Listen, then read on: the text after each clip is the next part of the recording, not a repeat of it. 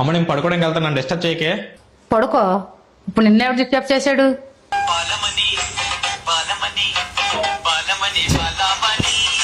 Hello friends, మనం ఎవరినైనా ఏదైనా అడిగేటప్పుడు తన కళ్ళు ఎడమవైపు తిప్పితే అబద్ధం చెప్పినట్టు, అదే కుడివైపు తిప్పితే నిజం చెప్పినట్టు. ఒకసారి నేను అడుగుతాం. ఒరే చిన్న, నిజం చెప్పు, నీకు లవర్ ఉంది కదా?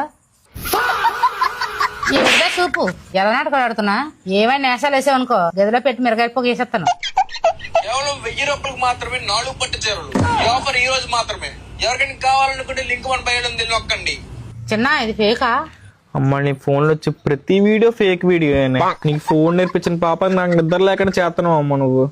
నువ్వు నాకు చెప్పేదానివి, నేను నీకు చెప్పాల్సి వస్తుంది. అంత ఎడిట్ అయిపోయి ఫోన్ కి. నేను అడిట్ అయిపోవడం ఏంటి? నేను చూసేది అప్పుడప్పుడు చూస్తున్నాను. ఈసారి నేను చెప్పడానికి చూస్తే అడుగు.